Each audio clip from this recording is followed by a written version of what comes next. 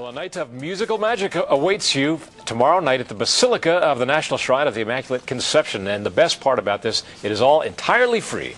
The internationally acclaimed medical musical group Chorale and Symphony Orchestra will return for the second annual Healing for the Nations concert. And Dr. Victor Wahby is here now to tell us why you really should go to this concert. Doctor, thank you very much for coming in this afternoon. Thank you. It's you should come for the great music, for the goal of it, which is honoring veterans, and also for international peace, which is the larger circle. Think of three concentric circles. Okay. If you start from the outside, the international peace part of it, or healing for the nations, is a focus on calling the diplomatic community to work for peace. We send the word out to the ambassadors here in Washington.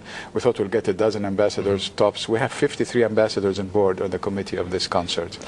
And our thought is, if we reach for peace and harmony in the world, we save our veterans and servicemen life and limb. They don't have to be pulled into conflicts anywhere, Afghanistan, Iraq, wherever they go, Middle East. Right. So when we're very privileged to have all these ambassadors support this program. Many of them will be in attendance. So a tall order. It's very ambitious. But you got to start somewhere, obviously. Yes. And I guess the best place to start is with music, because they say that it is the international language, and people all over the world can relate to good music. We're playing Hymn to Joy from Beethoven's Ninth Symphony. All been our brothers and sisters, an arrangement of that. We're playing also from Beethoven the Fifth Symphony, the first part, first movement, all the way to Elvis. We have Herschel Gober, who used to be Deputy Secretary of Veterans Affairs. He's an Elvis impersonator, and if you close your eyes, you think Elvis is singing, and he's singing Wise Men Say, and anything in between. We have all sorts of patriotic music, Bethlehem the Republic, Armed Forces Medley, the Stars and Stripes. We have in our concerts a competition between the men and women in the sing-along of the Stars and Stripes. Yeah. We will trademark that. You know, this is comes at a time when peace is badly needed. We see the deteriorating conditions in the Middle East in many respects. There does not seem to be a great amount of progress towards peace there. We see Iran preparing to become a nuclear nation. We've seen that already happen in North Korea. Give me some encouragement. We're taking our cue from the president. Yes, we can. And the program is, by the way, narrations and music, and the narrations and the music built together weave a tapestry, and it talks about this, that it might seem impossible, invincible, but yes, we can have peace in this generation. And by the way, our narrators are distinguished actors. Stacy Keach, who was here in Shakespeare Theater doing King Lear a couple of months ago, and he was at Kennedy Center. Bill Curtis from A&E, he will be the host. Your own Maureen Bunyan will be a co-host. Mm-hmm. Both she and Bill Curtis. And we have a chorale and symphony orchestra, excuse me, of about 300 people, not only from our group, which is a medical musical group, but from choruses and orchestras around the area, joining together in this.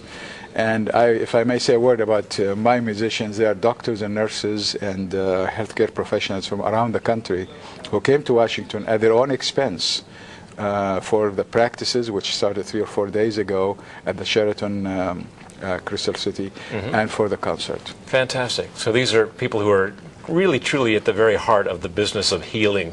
Exactly. And they know the damage that war and the lack of peace can cause. The healing was our theme for many years. We used to do a concert for Congress every year, and we call it Healing for the Country, National Healing. And it was wonderful to have these congressmen and senators from both sides of the aisle. We used to have Senator Orrin Hatch and late Congressman Tom Lantos hold hat together, mm-hmm. Jesse Jackson and some of the people, John McLaughlin, mm-hmm. Mm-hmm. People like that together in our concerts, reading the narrations and the chorus singing. Mm-hmm. But I think the healing, there is a need in human heart for healing, and music is a balsam for that. And you can cross cultures, you can cross barriers by singing together and listening. Let me close with a difficult question. It's the most difficult question I can think of to ask you. One of my favorite quotes is, I don't know who offered this, but it is, "Naive of the sheep to make resolutions of vegetarianism when the wolves are of a different opinion." I haven't heard this one before, but I completely see the.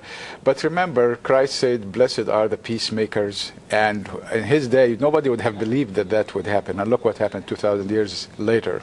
So you never know. Peace and healing. And if you look at the human body, by the way, whenever a wound occurs, the first thing that happens is the cells rush to heal the wound. And I think if you look that way at the national scene, international scene, that's what happens. So I want people to come tomorrow to attend the concert. Dr. Victor Wahby, you answered that question with flying colors. Okay. Thank you. Thank you Best very of luck much. with the concert Thank tomorrow you. night. Appreciate it.